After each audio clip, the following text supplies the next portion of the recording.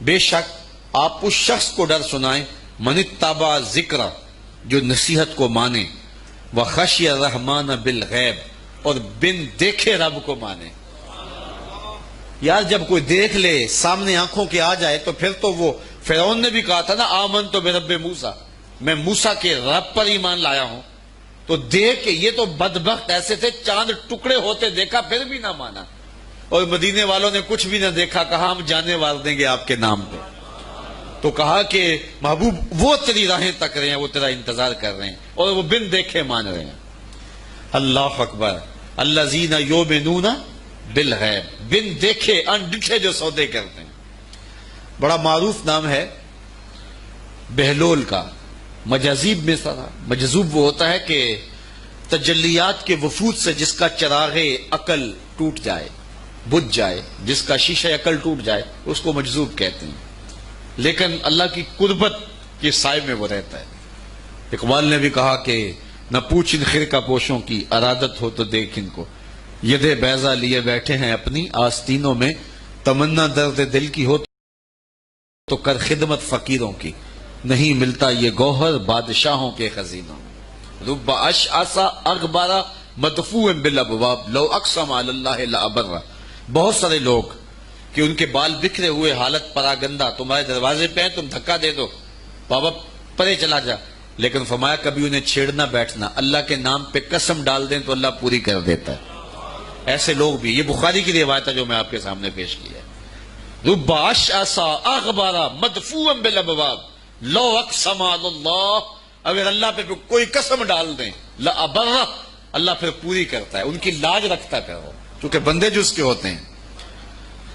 Baghdad کا بازار تھا، اور ایک حلوائی جو ہے وہ صبح صبح اپنی دکان سے جا رہا تھا کہ ایک فقیر آ نکلا، لکڑی کے کھڑاؤں اس نے پہنے ہوئے تھے، تو کہا بابا جی آؤ ذرا بیٹھو، تو اس نے گرم گرم دودھ نکال کر کے بابا جی کو پیش کیا، صبح کا موقع تھا، اس نے پیا اور اللہ کا شکر ادا کیا، اور اس کو بھی کہا تیرا بھی شکریہ، اور فقیر آگے چل پڑا۔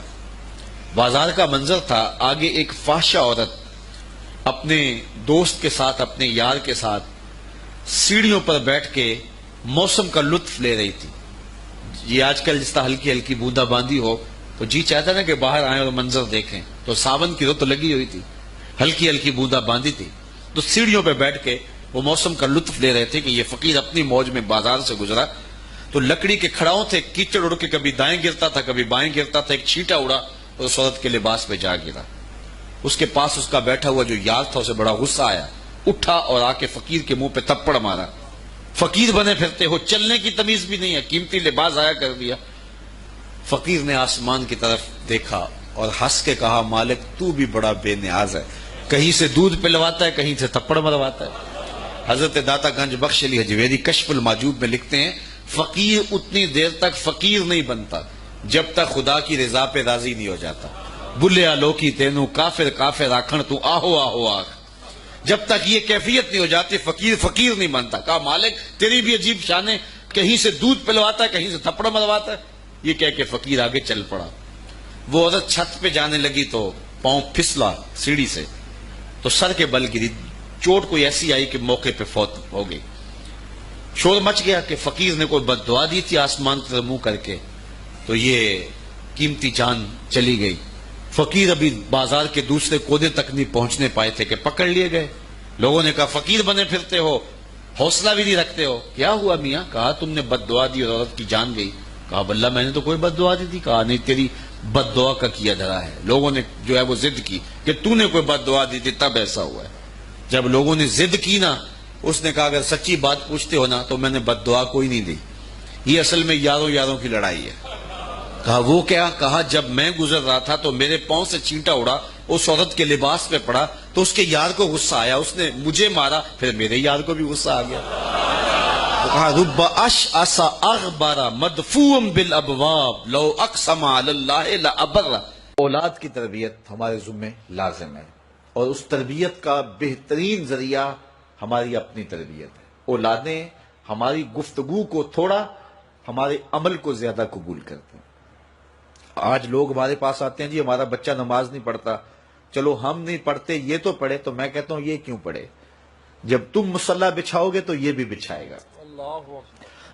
تو ہم نے اپنے عمل سے اپنی اولاد کو جو ہے وہ سیدھا کرنا ہے اور ان کو درست راستے پہ لانا ہے. بالخصوص بچے جب چھوٹے ہوتے ہیں اس وقت وہ ماں باپ کی بات کو غور سے سنتے ہیں. انہیں ماں باپ سے بہت زیادہ محتاجی ہوتی ہے، ضرورت مند ہوتے ہیں اور ماں باپ کی عادات کو کاپی کرتے ہیں. اور عموماً ہم بچوں کو اس عمر میں توجہ نہیں دیتے. 4 سال سے لے کر کے 8-9 سال تک کی عمر کا بچہ انتہائی توجہ کا مستحق ہے کہ ماں بھی توجہ دے، باپ بھی توجہ دے. اس کے بعد پھر آہستہ آہستہ وہ مانوس ہونے لگتا ہے اپنے دوستوں سے، اور بالخصوص 12-13 سال کے بعد وہ مانوس ہو جاتا ہے اپنے دوستوں سے. پھر اس نے جو سیکھنا ہے وہ دوستوں سے سیکھتا ہے. اگر دوست اچھے ہوں گے وہ اچھائیاں سیکھ جائے گا، اگر دوست برے ہوں گے تو وہ برائیاں سیکھ جائے گا. اس وقت ہم پریشان ہوتے ہیں کہ ہماری اولاد ہمارے پاس بیٹھتی نہیں ہے. اصل اس کی اب بیٹھنے کی عمر نہیں رہی، کیونکہ وہ تمہارے ہم عمر نہیں ہے کہ تمہارے ساتھ بیٹھیں، اور اب وہ بچے بھی نہیں رہے تو وہ اپنی ہم عمر نسل کو تلاش کریں گے. اس وقت ہم اگر اولاد کو کھینچیں گے تو وہ ہمارے پاس نہیں آئے گی. وقت جو تھا وہ ہم نے ضائع کر دیا. لیکن ہمیں پھر بھی اس دور میں اولاد سے غافل نہیں ہونا چاہیے. ہمیں ایک تو کوشش کرنی چاہیے کہ اچھے لوگوں کی دوستی ان بچوں کے ساتھ جو ہے وہ پیدا کرنے کی کوشش کریں. المرء علی دین خلیلہ فلینظر احدکم من یخالل. رسول اللہ صلی اللہ علیہ وسلم نے ارشاد فرمایا ہر شخص اپنے دوست کے دین پہ ہوتا ہے، تو جب وہ دوستی لگانے لگے تو دیکھے کہ وہ دوستی کس سے لگا رہا ہے. تو جب یہ عمر بچوں کی پہنچ جائے تو اس وقت یہ خیال کیا جائے. اور حضرت سیدنا علی المرتضی رضی اللہ تعالی عنہ نے فرمایا کہ 15 سال سے لے کر کے 20 سال تک کی عمر انتہائی اہم عمر ہے، اور اس عمر میں ہی نظریات بنتے ہیں اور خیالات پختہ ہوتے ہیں. تو جس نے اس عمر کو سنبھال لیا اس نے اپنی زندگی سنوار لی، اور جس کی یہ عمر بگڑ گئی اس کا سب کچھ بگڑ گیا. اس وقت میرے خیال کے مطابق 15 سے 20 سال تک کی اس عمر کو دوست بھی نہیں اتنا بگاڑ سکتے، معاشرہ بھی اتنا نہیں بگاڑ سکتا. اس عمر کو اس وقت سب سے زیادہ جو چیز بگاڑ رہی ہے وہ ہمارا سوشل میڈیا ہے، ہمارا الیکٹرانک میڈیا ہے، اور یہ موبائل جو ہر بچے کے ہاتھ میں آ گیا ہے. تو کم از کم 15 سال سے لے کر 20 سال تک کی عمر کے بچوں کو آپ موبائل لے کر نہ دیں، اور انتہائی ضرورت پر ان کو استعمال کرنے کی اجازت دیں. باقی ان کو اس عمر کے اندر اگر آپ نے اجازت فراہم کر دی اور وہ آپ کے کہے میں نہ رہے تو یہ ایسی بربادی ہے، ایسی تباہی ہے کہ جس کا ازالہ بعد میں بہت مشکل ممکن ہوگا.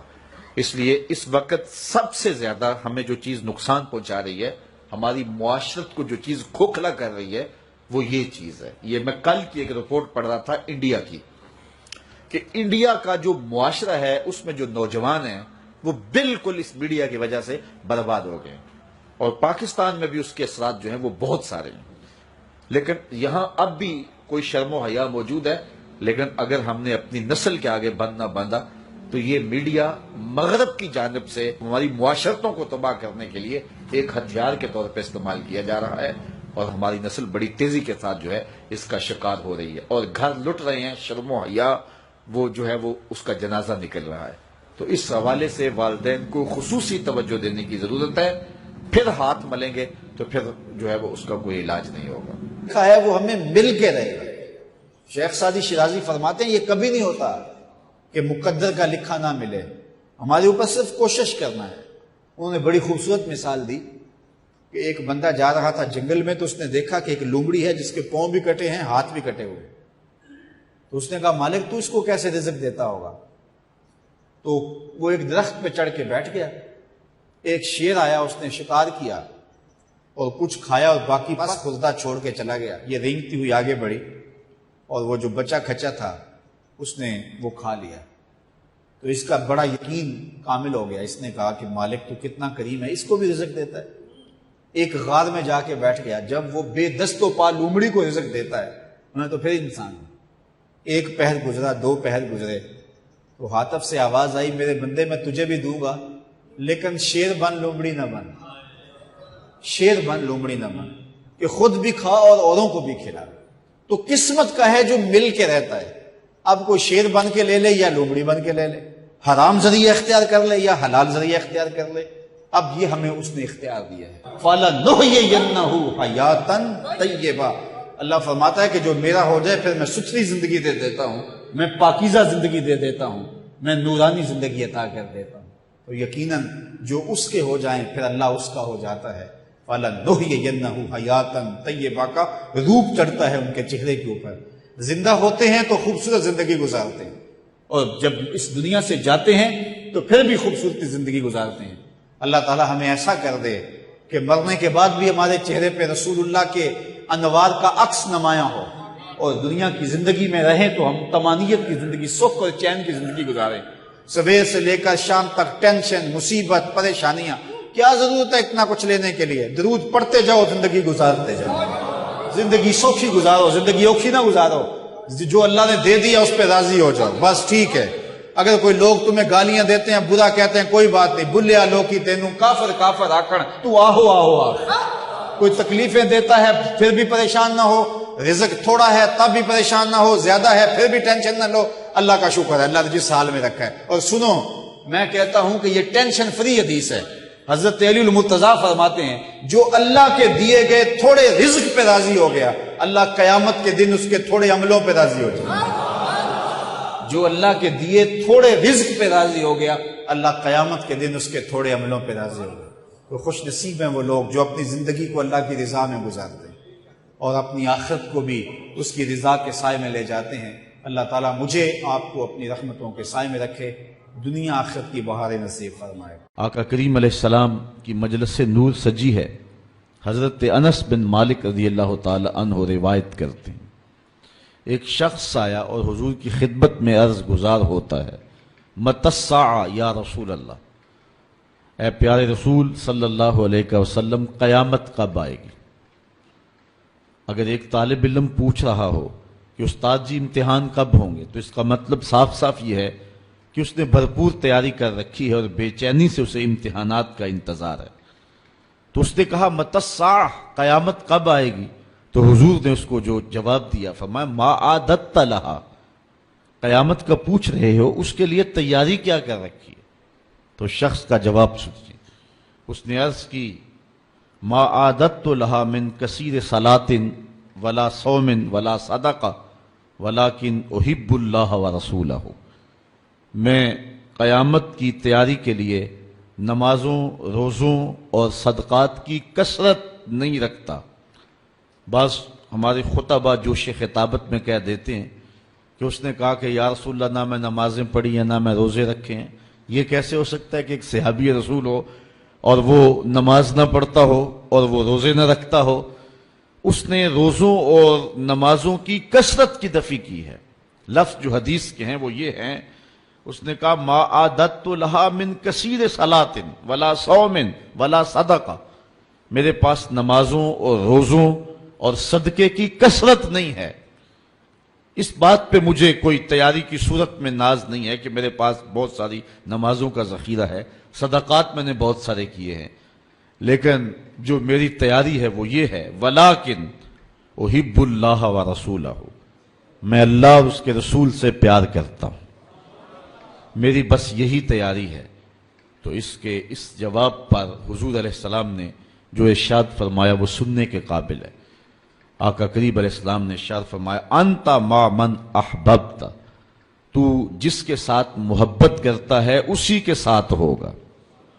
اب حضرت انس بن مالک رضی اللہ تعالی عنہ اپنی رائے دیتے ہیں، فرماتے ہیں فما فرحنا بے قول نبی صلی اللہ علیہ وسلم انت مع من احببت، کہتے ہیں ایمان لانے کے بعد زندگی میں کبھی اتنی خوشی نہیں ہوئی تھی جتنی خوشی اس قول کو سن کے ہوئی کہ حضور علیہ السلام نے فرمایا کہ تم اس کے ساتھ ہوگے جس سے محبت کرتے ہو۔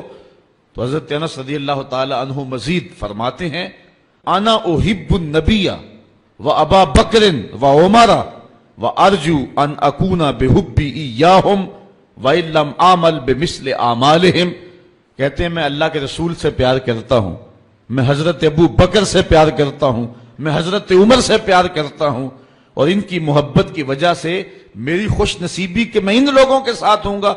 اگرچہ میرے اعمال ان کے اعمال جیسے نہیں ہیں، لیکن حضور کا یہ فرمان تو جس سے پیار کرتا ہے اس کے ساتھ ہوگا۔ فرماتے ہیں کہ پھر ہماری خوشی کی انتہا نہ رہی، اور ایمان لانے کے بعد صحابہ سب سے زیادہ اگر کسی قول پہ خوش ہوئے ہیں، کسی بات پہ بہت زیادہ انہیں فرحت ہوئی ہے، تو وہ اس بات پہ فرحت ہوئی ہے کہ حضور نے ارشاد فرمایا انتا ما من احببتا، تو اس کے ساتھ ہوگا جس کے ساتھ نہیں اب تھمنا نہیں، فردوس میں جا کر دم لینا، آفاق کے ہر ہر گوشے میں قرآن سنا کر دم لینا،